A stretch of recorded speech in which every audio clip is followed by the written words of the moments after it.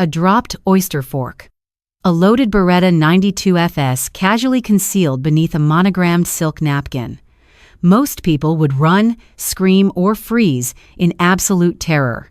But when Chicago's most ruthless crime boss deliberately slid a weapon across the white linen right in front of her, the young waitress didn't even blink. She calmly picked up the napkin, draped it over her forearm, polished the mahogany table with a completely steady hand, and politely asked if he preferred still or sparkling water. The entire dining room stopped breathing.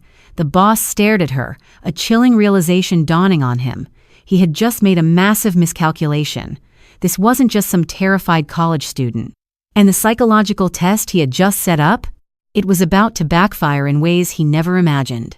The torrential rain lashing against the floor-to-ceiling windows of Laura did nothing to dampen the suffocating atmosphere inside. Located in the heart of Chicago's financial district, the Michelin-starred establishment was a fortress of culinary perfection, known for its 3-month waiting list, its vintage Bordeaux collection, and its absolute discretion. It was a place where politicians dined with billionaires and where secrets were traded over plates of white truffle risotto. Hannah Jenkins stood by the mahogany wait station, her posture impeccable, her white button-down shirt crisply ironed.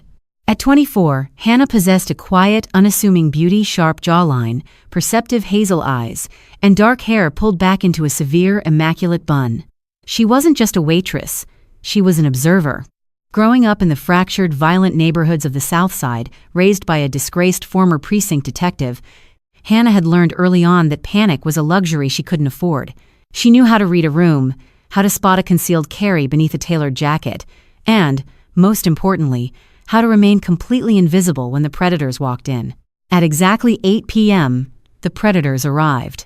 The heavy oak doors swung open, and the ambient hum of polite conversation in the dining room instantly died. Even the soft jazz playing from the overhead speakers seemed to lower in volume. Ethan Cole, the normally unflappable general manager, physically recoiled, the color draining from his face until he resembled the pristine tablecloths he obsessively monitored. Walking through the entrance was Victor Cassano.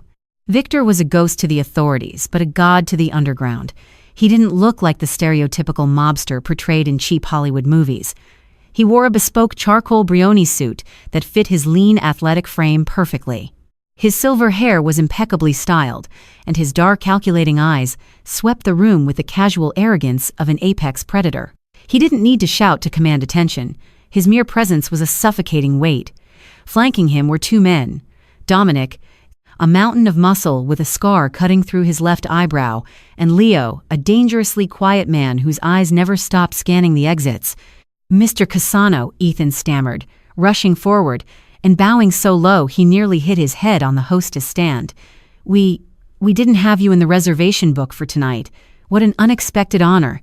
"I don't do reservations, Ethan," Victor said, his voice a low, gravelly baritone that carried effortlessly across the silent room. "My usual table."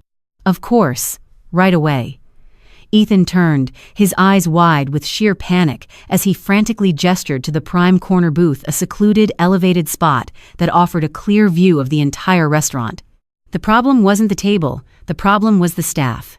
In the wait station, 2 senior waiters, men who had served senators and celebrities, without breaking a sweat, were aggressively shaking their heads, backing away from the service floor. Everyone in Chicago hospitality knew the rumors. A year ago, a waiter at a rival restaurant had accidentally spilled a drop of red wine on Victor's cuff. The waiter was never seen in the city again.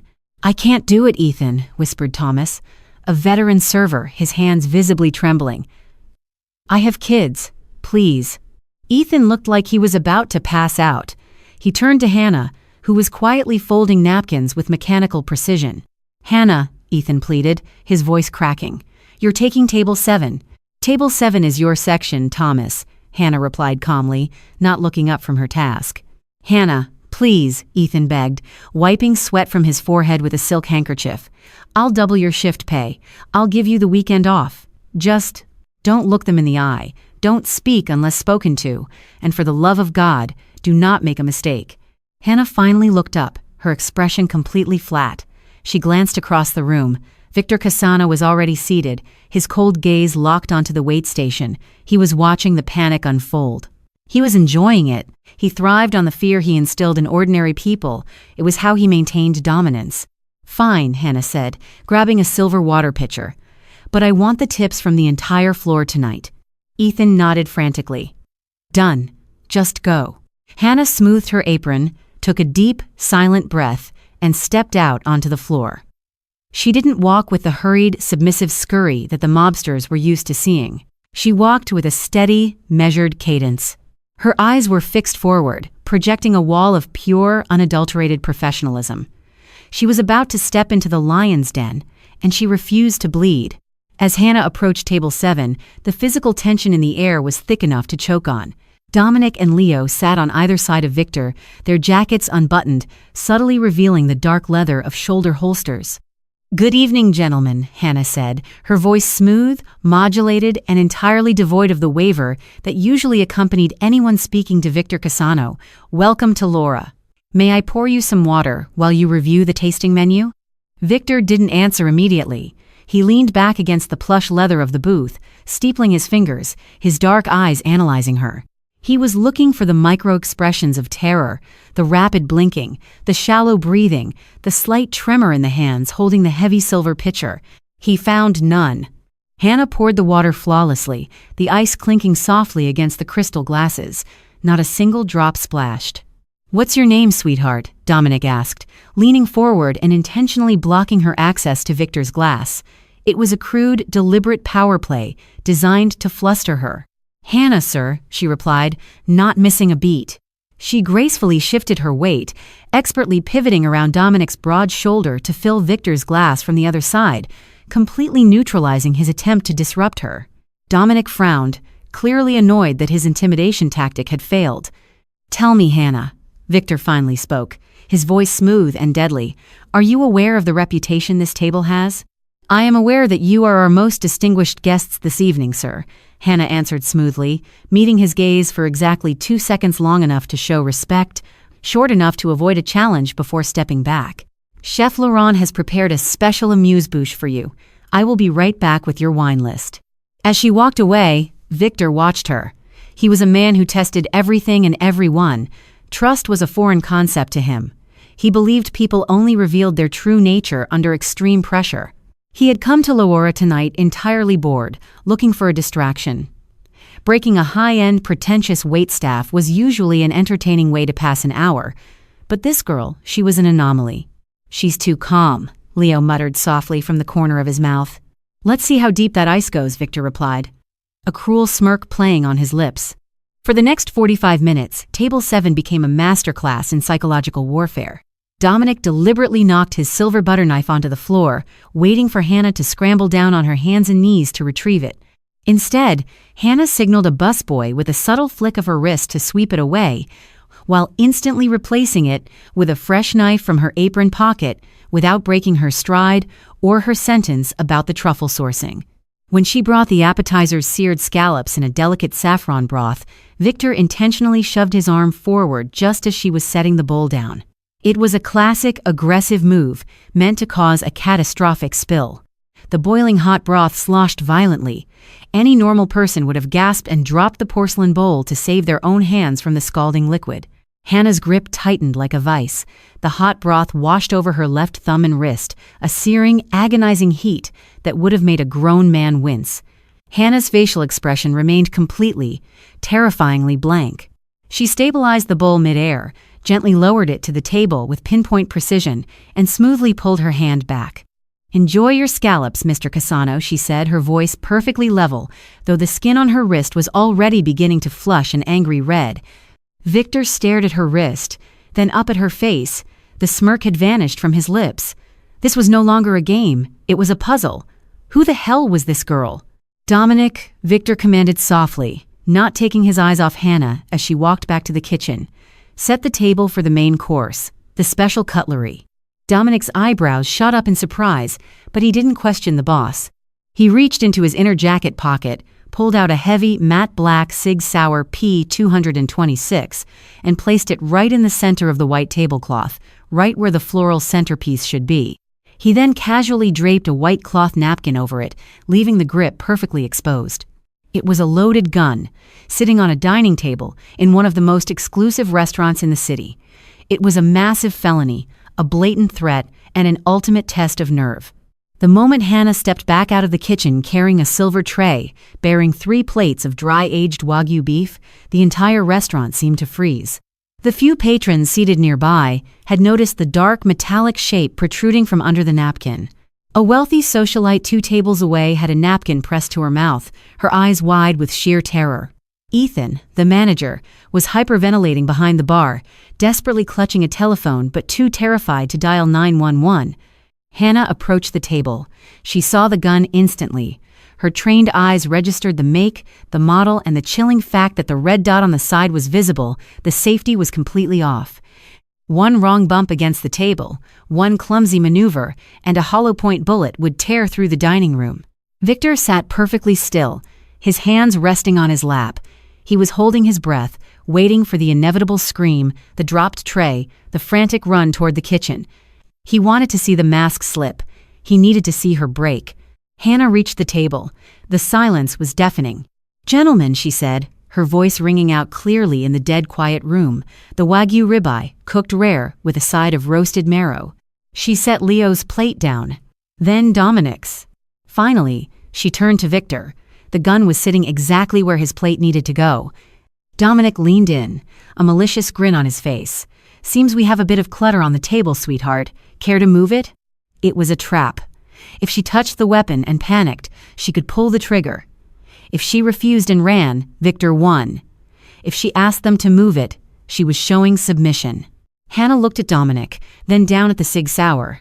With a movement so casual and fluid it defied logic, Hannah reached out not with her hands, but with the heavy, solid silver crumb scraper she kept in her apron.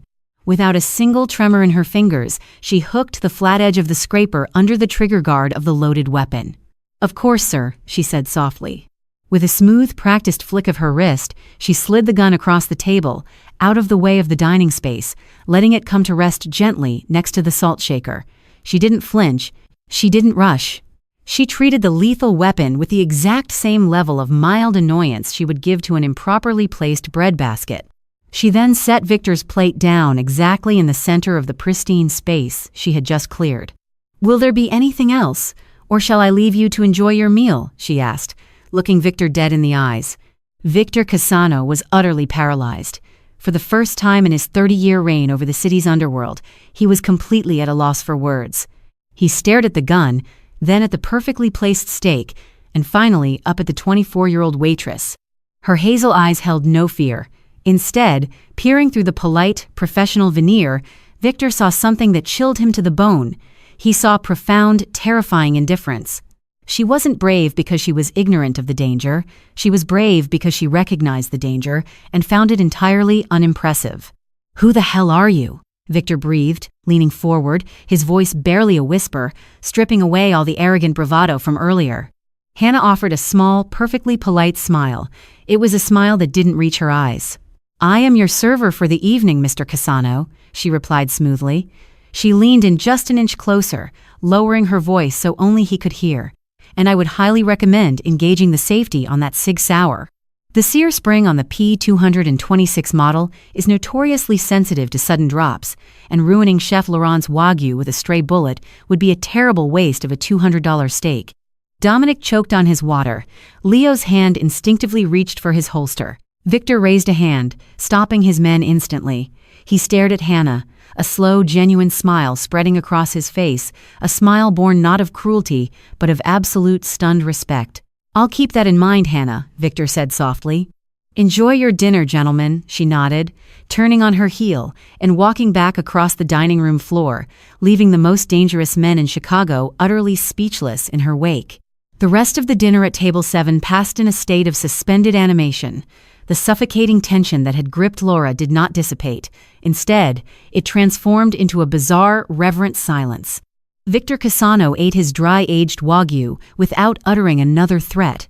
Dominic and Leo remained rigid, their eyes darting between their boss and the wait station, completely unnerved by the way the dynamic had violently shifted. Hannah served the remaining courses, a delicate dark chocolate fondant and a vintage port with the exact same mechanical, flawless grace she had displayed all evening. She never brought up the gun again. She never referenced the blistering, angry red burn developing on her left wrist.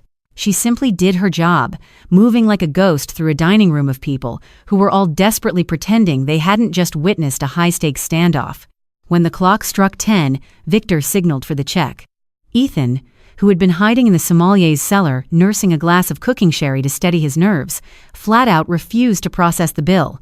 He waved Hannah away, his hands shaking. "Comp it. Comp the entire thing. Just get them out of my restaurant before the SWAT team shows up." Hannah returned to the table with a sleek black leather folder. "The management considers it an absolute privilege to host you this evening, Mr. Cassano. Your meal has been taken care of." Victor looked at the folder, then up at Hannah. The dangerous glint in his dark eyes had been replaced by a heavy, calculating scrutiny. He didn't say a word. He reached inside his tailored charcoal jacket, pulled out a thick, banded stack of crisp $100 bills, easily $10,000, and dropped it onto the white linen tablecloth right next to his empty espresso cup. "For your tip pool," Victor said, his gravelly voice dropping an octave, "and for the dry cleaning. Take care of that wrist, Hannah." He stood up, buttoning his jacket with a smooth, practiced motion. Dominic and Leo immediately rose to flank him. Without another word, the three men walked out of the restaurant, leaving a trail of stunned silence and the faint scent of expensive cologne in their wake. The moment the heavy oak doors swung shut, the entire staff exhaled a collective, shuddering breath. Thomas, the veteran server who had refused the table, slumped against the mahogany wait station, burying his face in his hands.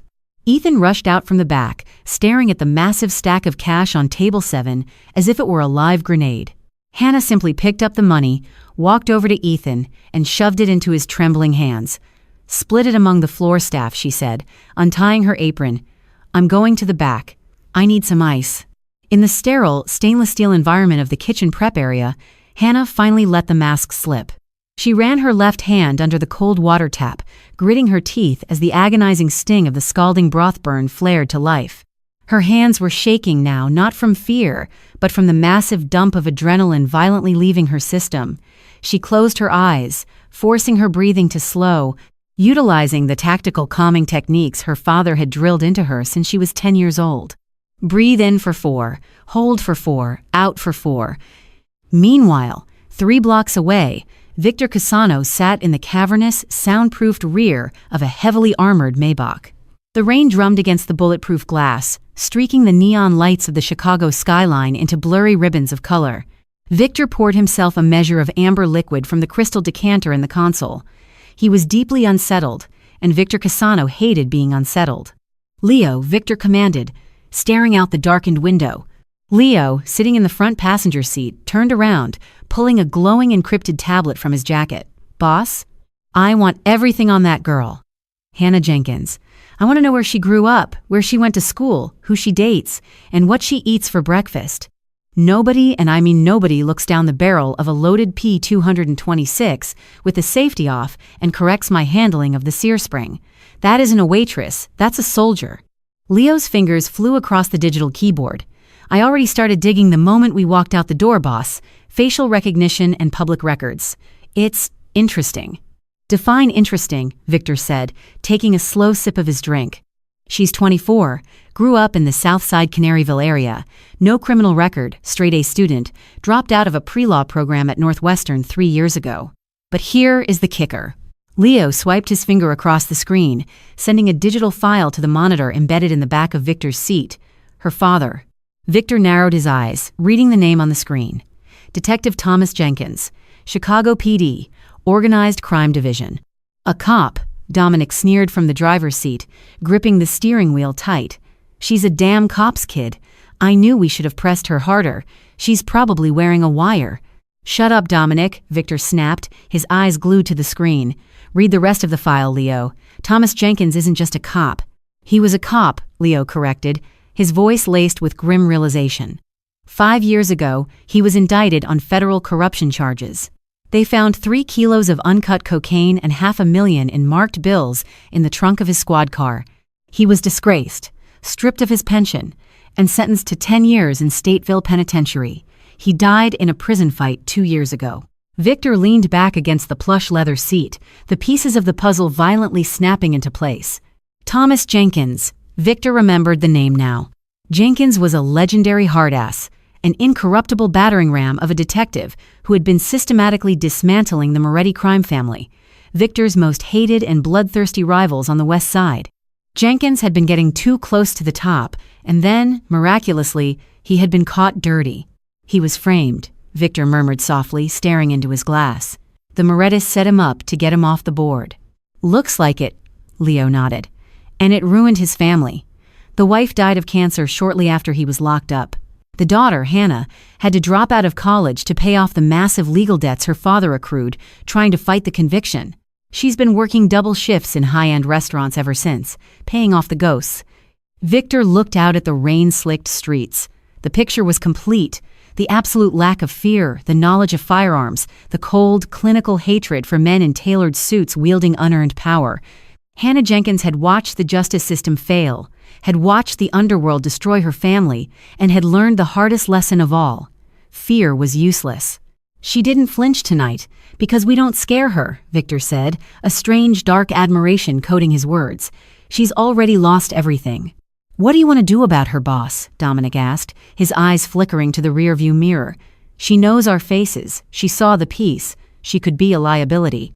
She's not a liability, Dominic, Victor replied, a slow, predatory smile touching the corners of his mouth. She's a weapon, and I think I know exactly where to point her. The rhythmic, deafening thwack, thwack, thwack of leather striking heavy canvas echoed through the humid, stale air of Rocco's Iron Gym. Located in a crumbling brick warehouse in the West Loop, the gym was a relic of a bygone era. No yoga mats, no essential oil diffusers, just rusted iron weights, cracked mirrors, and the permanent stench of old sweat and copper.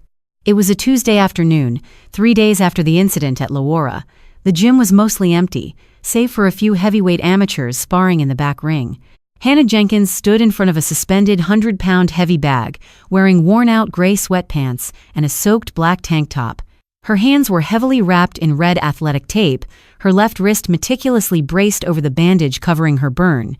She threw a devastating combination jab, cross, left hook, driving her hips into the final punch with terrifying torque. The heavy bag violently bucked backward, the heavy chains groaning in protest. Thwack. She imagined Dominic's smug face. Thwack. She imagined the heavy Sig Sauer sitting on the white tablecloth. Thwack. Thwack. Thwack.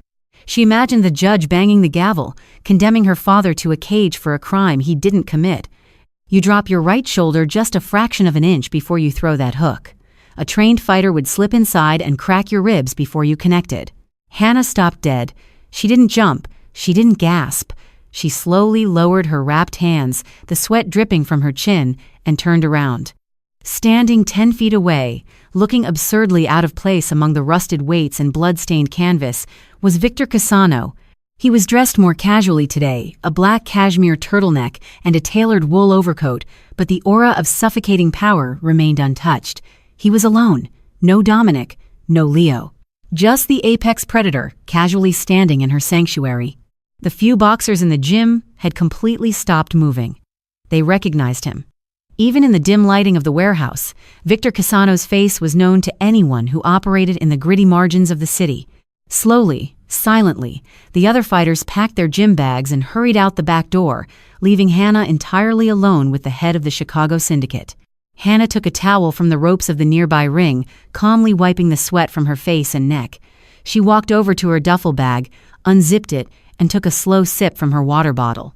"I'm off the clock, Mr. Cassano," Hannah said, her voice echoing slightly in the now-abandoned warehouse. "And Laura doesn't offer takeout. You're lost." Victor chuckled, a low, rasping sound. He slowly walked forward, running a gloved hand along the ropes of the boxing ring. "I don't get lost, Hannah, and I didn't come here for the risotto. I came here for you." "I'm flattered," she replied, her tone dripping with ice-cold sarcasm as she began unspooling the red athletic tape from her knuckles. "But I don't date men who leave loaded firearms on dinner tables as parlor tricks." "It wasn't a trick," Victor countered, stopping a few feet from her. His dark eyes locked onto hers, stripping away the playful banter. "It was an assessment. In my line of work, trust is an illusion." You only know what a person is truly made of when you put a gun in the room. Most people shatter. A rare few get angry. You? You just got annoyed. I have a low tolerance for theatrics. You have a high tolerance for danger, Victor corrected, which makes sense considering who raised you. Hannah's hands stopped moving. The red tape dangled from her fingers. The air in the gym suddenly felt 10 degrees colder. She stared at Victor, the muscles in her jaw feathering as she clamped her teeth together. Don't, Hannah warned, her voice dropping to a dangerous, lethal whisper. Do not speak his name. Detective Thomas Jenkins, Victor said anyway, the name rolling off his tongue with deliberate precision. A good man, a relentless cop. He was a colossal pain in my ass for the better part of a decade. But he was honest. He never took a dime. Never looked the other way. Hannah took a step forward, her fists involuntarily clenching, and yet he died in a concrete box, branded a dirty cop. Because men like you put him there. Not men like me, Victor said sharply, his gaze piercing through her anger. Specifically, the Moretti family. You and I both know your father was getting too close to uncovering the port smuggling routes Lorenzo Moretti was using. Lorenzo couldn't buy him, so he broke him. Planted the coke, paid off internal affairs to look the other way, and paid the Aryan Brotherhood to stick a shiv in his ribs in the prison yard. Hannah's breath hitched. She had always suspected. She had spent endless nights poring over her father's case files, tracking the discrepancies, the missing evidence logs, the shady transfers of wealth among the investigating officers. But hearing it spoken aloud, confirmed by the most powerful criminal in the city, sent a shockwave of white-hot fury through her veins. Why are you telling me this? Hannah demanded, her voice vibrating with suppressed rage. You expect me to thank you? You're all the same. Cassano, Moretti, it's just different names on the same poison. I'm telling you this because I have a problem, and you have a vendetta, Victor said, stepping closer. Lorenzo Moretti is getting sloppy. He's encroaching on my territory, bleeding my businesses, and bribing the judges I already bought. I'm going to dismantle his empire. I am going to rip his legacy down to the studs. Victor reached into his wool coat and pulled out a thick manila envelope. He tossed it onto the canvas of the boxing ring. It landed with a heavy, definitive thud. What is that? Hannah asked, not taking her eyes off him. That, Victor pointed at the envelope, is the security layout, the guard rotations, and the personal schedule for Lorenzo Moretti's private underground casino in the Gold Coast. It's a fortress. My men can't get within a mile of it without triggering a bloodbath. But a highly intelligent, completely fearless young woman who knows how to blend into high society service staff. She could walk right through the front door. Hannah stared at the envelope, the reality of what he was proposing washing over her. You want me to be a spy, she said. You want me to walk into a Moretti stronghold and serve them drinks while I map their vault. I want you to be the ghost they never see coming, Victor corrected softly. Help me break Lorenzo Moretti's vault, and I will hand you the files containing the names of every single dirty cop who helped frame your father.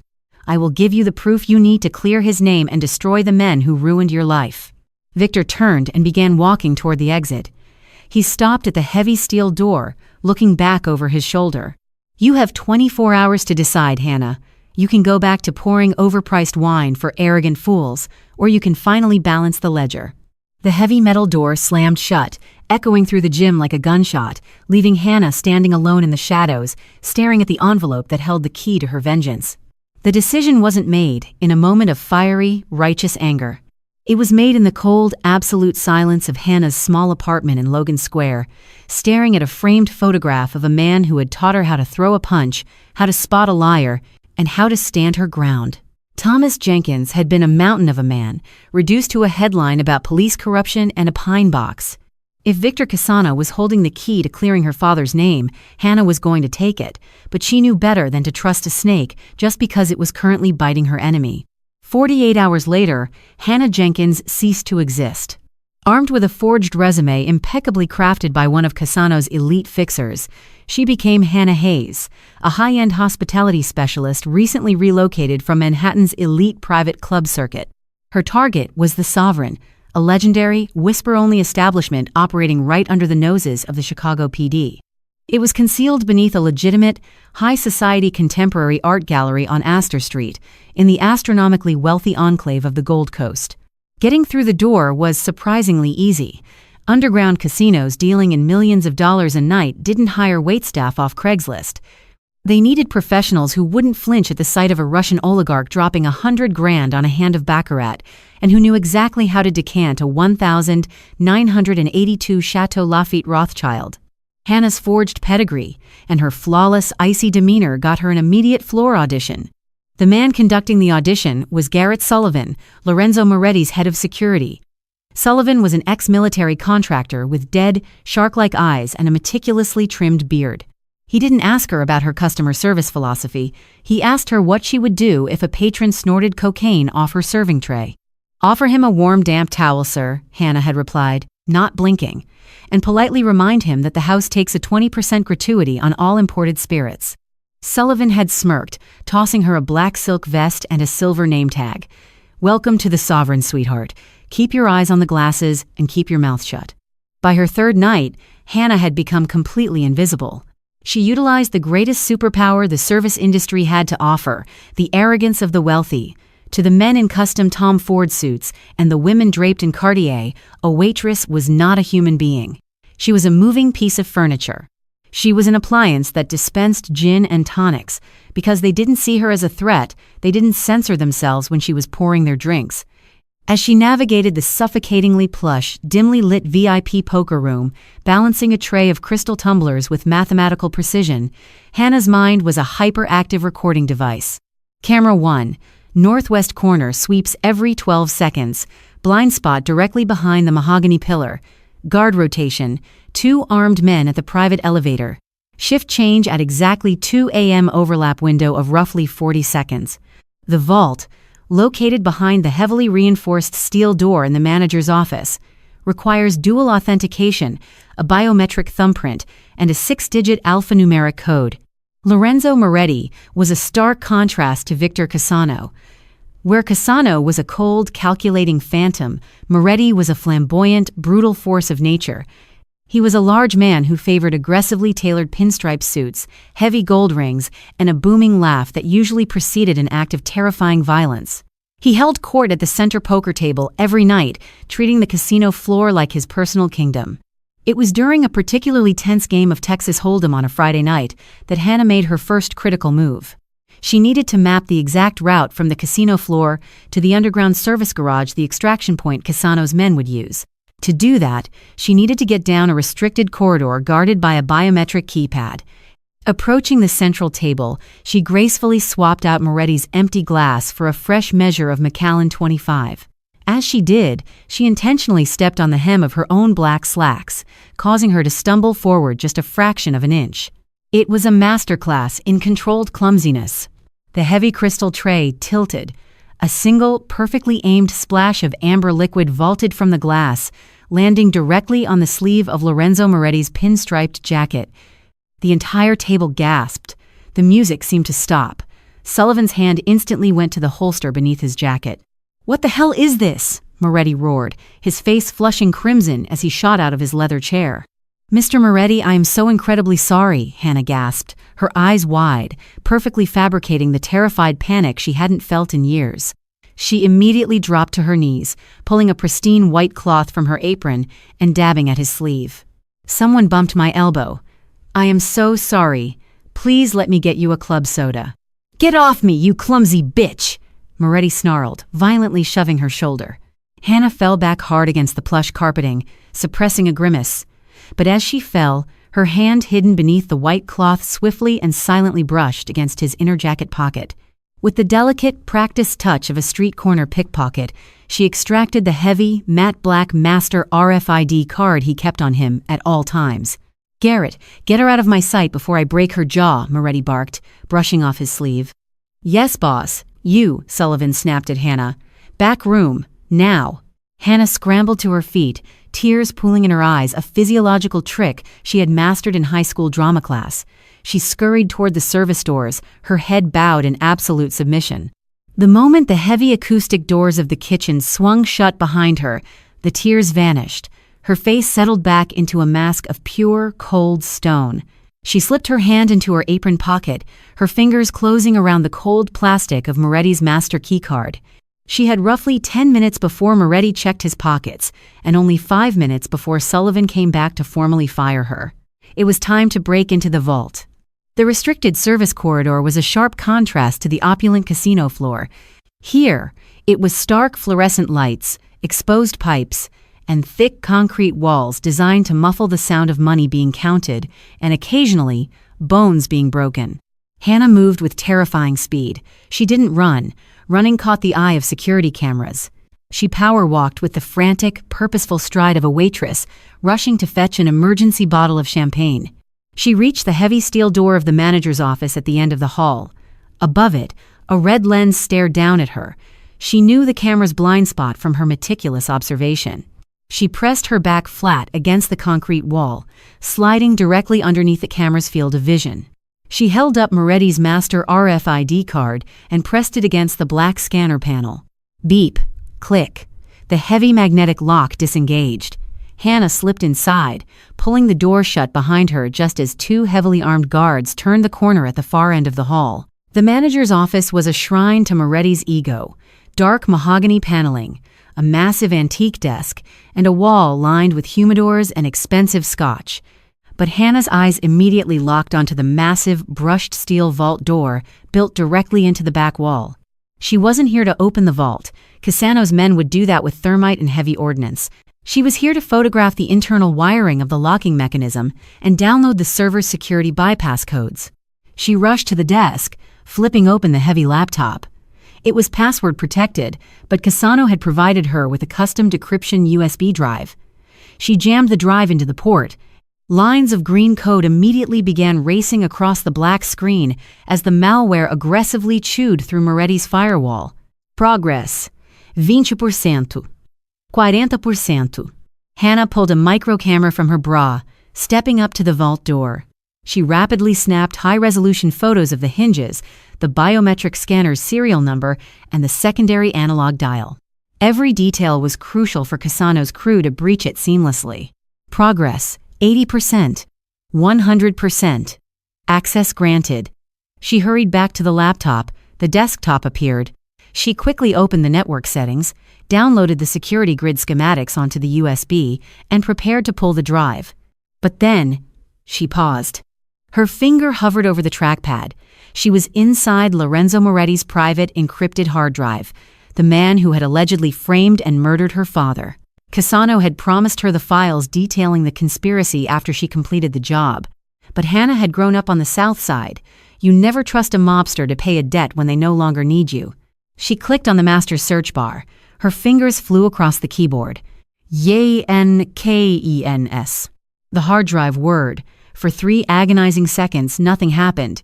Then, a single hidden folder populated on the screen. File name, TJ, resolution 2021. Hannah's heart hammered against her ribs. She double-clicked the folder. It contained scanned bank ledgers, offshore account numbers, and an audio file. She clicked the audio file, keeping the volume turned down to a barely audible whisper.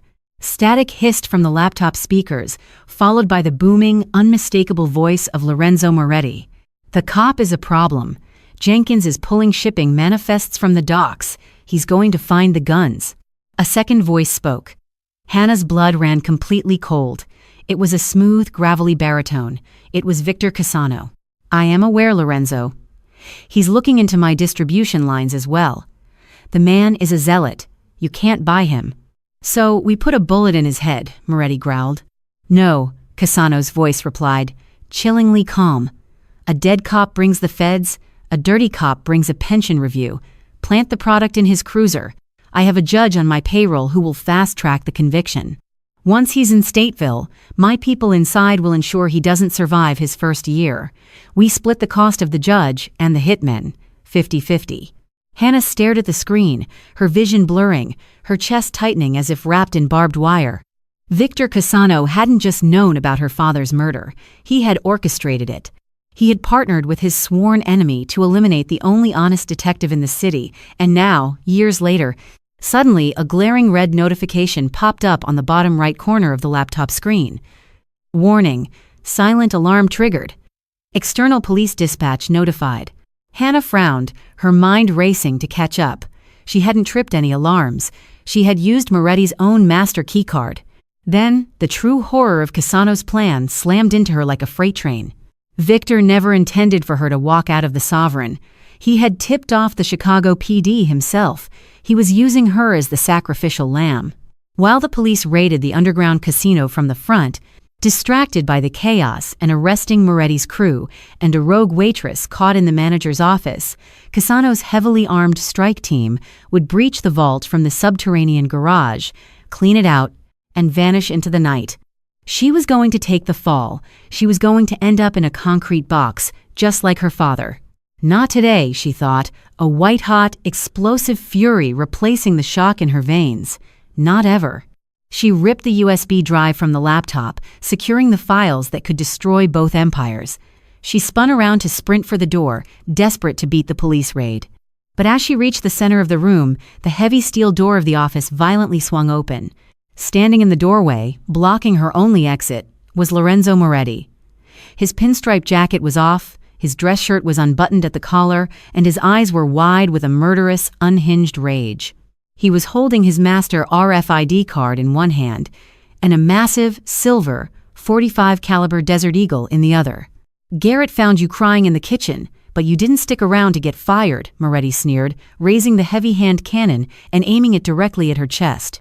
He stepped into the room, kicking the door shut behind him. "You've got 5 seconds to tell me who you're working for, little girl, before I paint this mahogany with your brains." The police were minutes away. A loaded gun was pointed at her heart. She was trapped in a reinforced bunker with a psychopathic killer, betrayed by the man she was working for. Any normal person would have dropped to their knees and begged for their life. Hannah Jenkins took a slow, deliberate breath. She let the terrified waitress persona melt away completely, her posture straightening, her hazel eyes locking onto Moretti's with the cold, dead stare of a predator. "I highly recommend you check the safety on that weapon, Mr. Moretti," Hannah said, her voice dropping into a smooth, terrifyingly calm register. "Because if you pull that trigger, Victor Cassano gets exactly what he wants." Lorenzo Moretti's finger tightened around the trigger of the Desert Eagle. The massive hand cannon didn't waver a millimeter. The veins in his thick neck bulged against his open collar, his eyes burning with the manic energy of a man who ruled by absolute, unchecked violence. "You think I care what Cassano wants?" Moretti spat, the heavy scent of cigars and expensive bourbon wafting off him. "You're a rat in my house. And rats get exterminated." Hannah didn't flinch. She kept her hands perfectly visible at her sides, her voice cutting through the thick, terrifying silence of the room like a scalpel. "I'm not a rat, Lorenzo. I'm the bait," Hannah said smoothly, nodding toward the array of security monitors mounted on the wall behind the mahogany desk. "Cassano didn't send me here to steal your money. He sent me here to trigger the police dispatch. Look at camera 4. The subterranean garage." Moretti's eyes darted away for a fraction of a second, a fatal mistake in a standoff, but human nature was impossible to override. On the glowing green monitor, the feed from the underground parking level showed 2 black matte vans screeching to a halt. 6 men dressed in tactical gear, carrying heavy assault rifles and thermite charges, poured out, moving directly toward the secondary wall of the vault room. Leading them was a hulking figure with a scar through his eyebrow. "Dominic. He tipped off the police to raid your front door," Hannah continued, her voice accelerating, painting the picture before Moretti's enraged brain could fully process it. "He wants you up here, fighting the cops and taking the fall, while his team blows the back of your vault, takes your cash, and vanishes out the service tunnels." Moretti's face went completely pale, the realization hitting him like a physical blow. He looked back at Hannah, the gun dropping just a fraction of an inch as his mind scrambled to calculate his response. That fraction of an inch was all Hannah needed. Her father hadn't just taught her how to throw a punch. He had taught her the precise, brutal mechanics of close-quarters disarmament. With blinding speed, Hannah lunged forward. She didn't go for the gun, she went for the wrist. Her left hand clamped down hard on the top of Moretti's forearm, pushing the heavy barrel of the Desert Eagle down and away from her center of mass. Simultaneously, she pivoted her hips, driving her right elbow directly into the soft cartilage of Moretti's throat with devastating force. Moretti choked, a wet gasping sound escaping his lips as his windpipe compressed. His eyes widened in shock, his grip on the heavy firearm instantly loosening as his hands instinctively flew to his neck to protect his airway. Hannah ripped the Desert Eagle from his grasp, stepping back and racking the heavy slide with a sharp, metallic clack. She leveled the weapon right between his eyes. "I told you," she whispered, her chest heaving slightly, "you should check the safety." Moretti staggered backward, crashing into his mahogany desk, coughing violently, unable to speak. Outside the heavy steel door, the muffled sounds of absolute chaos erupted. Shouts, shattering glass, and the wail of approaching sirens echoed through the service corridor. The Chicago Police Department was breaching the front of the Sovereign. Beneath their feet, a deep concussive thud shook the concrete floor. Cassano's men had just blown the outer layer of the vault. "You're a dead woman," Moretti wheezed, clutching his throat, glaring at her with pure hatred. "Cassano, he leaves no loose ends." "Neither do I," Hannah replied coldly. Keeping the gun trained on him, Hannah reached behind her and pulled the USB drive from her pocket. She slid it back into Moretti's laptop, which was still logged into his encrypted high-speed network. She didn't run. She stood her ground, her left hand rapidly typing on the keyboard, while her right hand held the hand cannon perfectly steady. She opened an encrypted email client. She attached the audio file of Cassano and Moretti orchestrating her father's murder, along with the bank ledgers proving the bribes paid to the corrupt judge and the internal affairs officers. 2. Chicago Field Office, FBI, Tip Line, Internal Affairs Division, Federal Oversight, The Chicago Tribune, City Desk. Subject, The Truth About Detective Thomas Jenkins. She hit send. "It's over, Lorenzo," Hannah said, pocketing the drive and pulling the master keycard from his desk. "For both of you." She backed out of the office, pulling the heavy steel door shut and swiping the keycard. The magnetic lock engaged with a heavy click, trapping Moretti inside the room just as the vault behind him began to glow white-hot from Dominic's thermite charges. The casino floor of the Sovereign had completely dissolved into a terrifying strobe-lit war zone. The heavy, soundproofed acoustic doors that usually kept the outside world at bay had been violently breached. Heavily armored SWAT officers swarmed through the main entrance and the secondary fire escapes, their tactical flashlights cutting through the thick, cigar smoke-filled air like blinding laser beams. The ambient, smooth jazz that had been playing moments prior was entirely drowned out by the deafening, overlapping barks of police commands. "Get down, hands where I can see them, nobody moves." Billionaires, Russian oligarchs, and local politicians, men who were used to buying their way out of any inconvenience, were now violently shoved to the plush carpets, their custom Tom Ford suits wrinkling as their hands were zip-tied behind their backs. Women draped in Cartier and Chanel screamed, scrambling over overturned velvet ropes and shattered baccarat tables. In the epicenter of this absolute pandemonium, Hannah moved with the cold, calculated precision of a ghost. She slipped out of the restricted service corridor and immediately merged into the chaos.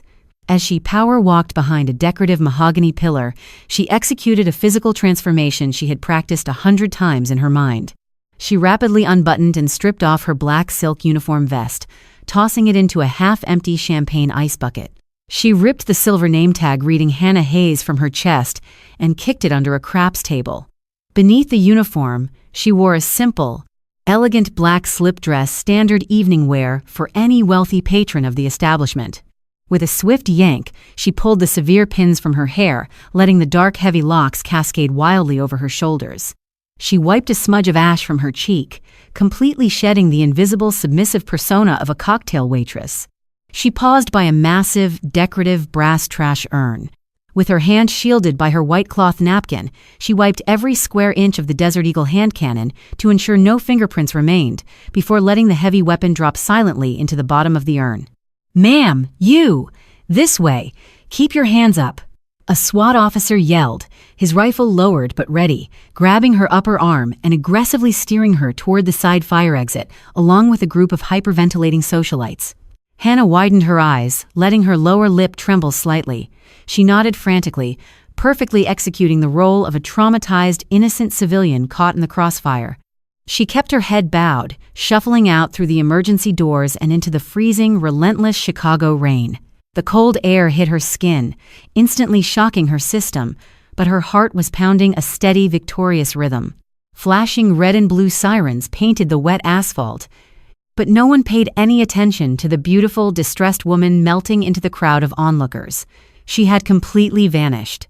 The next morning, the sun broke over the jagged Chicago skyline, casting long, golden shadows across the sprawling, multi-million-dollar penthouse suite of Victor Cassano. The storm had passed, leaving the city looking washed clean and deceptively peaceful. Victor sat in a plush, tufted leather armchair overlooking the financial district. He was dressed in a silk robe, sipping a freshly brewed double espresso. The rich, bitter taste of the coffee perfectly matched his mood, sharp, refined, and incredibly satisfied. On the glass coffee table before him sat a glowing, encrypted tablet. He had just received the final confirmation ping from Dominic. The operation was an unmitigated success. His strike team had breached the subterranean wall of Lorenzo Moretti's vault exactly as the police were battering down the front doors above. They had extracted $12 million in untraceable cash, bearer bonds, and uncut diamonds, and had vanished through the city's labyrinthine service tunnels before the SWAT team even knew the basement had been compromised. Moretti was currently sitting in a federal holding cell, caught completely red-handed, running an illegal, multi-million-dollar gambling syndicate while brandishing an unlicensed firearm. The Moretti crime family was decapitated. The board had been entirely swept clean, and Victor was the sole king remaining. And the waitress? The brilliant, fearless, tragically naive Hannah Jenkins?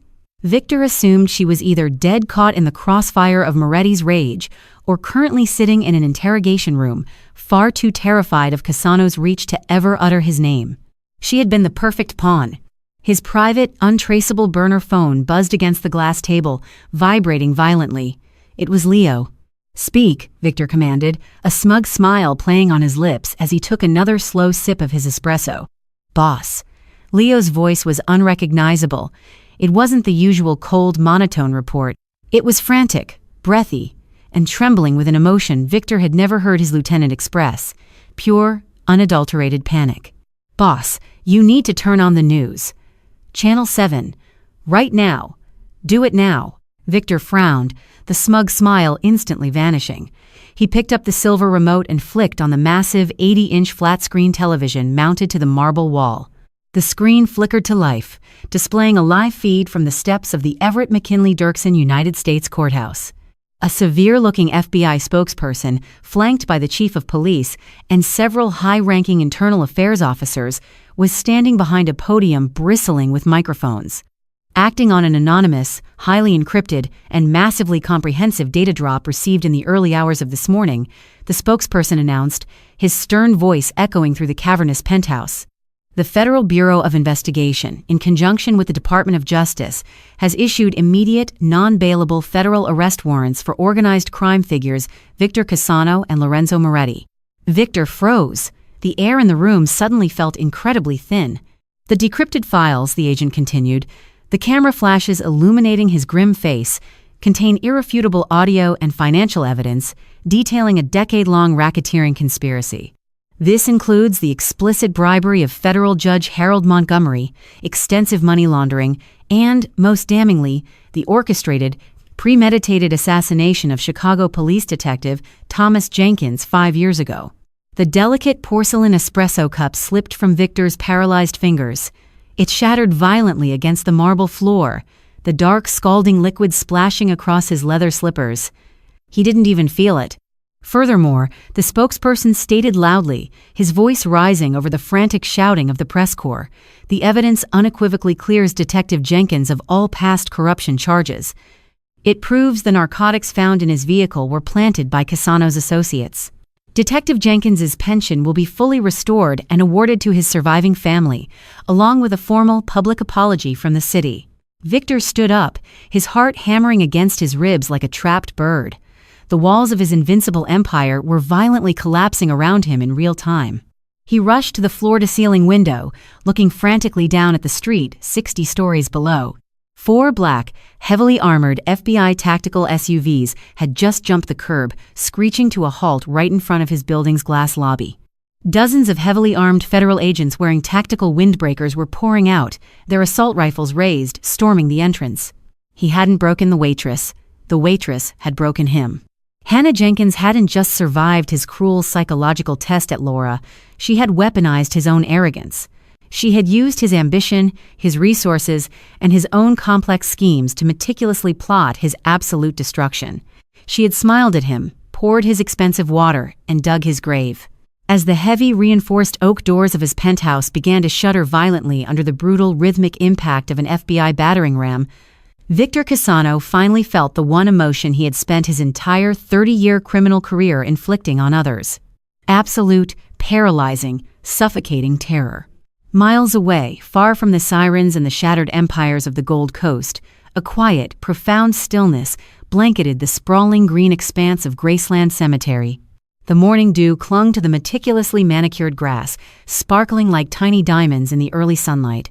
Hannah Jenkins stood alone before a simple, unassuming granite headstone. She wore a dark, tailored trench coat, her collar turned up against the crisp morning chill, her hands shoved deep into her pockets. The angry, blistering red burn on her left wrist was heavily bandaged and beginning to heal, a fading, physical reminder of the fire she had willingly walked through to get here. She looked down at the freshly cleaned stone. The engraved letters seemed to catch the light. Thomas Jenkins. Beloved father, a man of the law. She didn't cry. There was no need for tears anymore. The heavy, suffocating, crushing weight she had carried on her shoulders for 5 agonizing years, the shame of his ruined reputation, the blinding anger at the justice system, the helpless, quiet fury of watching the monsters win was completely gone. The ledger was finally, permanently balanced. The ghosts could rest. Hannah withdrew her right hand from her coat pocket. Between her fingers, she held a single, highly polished silver bullet casing. She knelt down slowly, brushing a fallen leaf from the granite, and placed the silver casing gently on top of the headstone. It wasn't a threat of more violence. It was a promise fulfilled. Rest easy, Dad, she whispered into the cool, silent morning breeze, her voice steady and clear. We got them. We got them all. She stood up, took one last, long look at the grave, and turned her back. She walked away down the paved, winding path beneath the ancient oak trees. Her posture was flawless, her stride measured and confident, her hazel eyes focused sharply on the horizon. Hannah Jenkins was no longer a waitress serving the corrupt, nor was she a helpless victim of their cruelty. She had stepped into the lion's den and walked out wearing their skin. She was exactly what her father had raised her to be. She was a force of nature, and her life was finally hers to live. Hannah's journey from a quiet, underestimated waitress to the brilliant mastermind who dismantled 2 criminal empires is a powerful reminder that the most dangerous weapon in any room isn't a gun, it's an unbreakable mind. She didn't let fear dictate her actions. She used her enemy's arrogance against them to claim the ultimate justice for her family. If Hannah's incredible story of resilience, strategy, and cold revenge kept your heart pounding, be sure to hit that like button and share this video with anyone who loves a brilliant underdog story. Don't forget to subscribe to the channel and turn on notifications so you never miss out on our thrilling real-life dramas. Let us know in the comments, what was the absolute smartest move Hannah made? See you in the next story.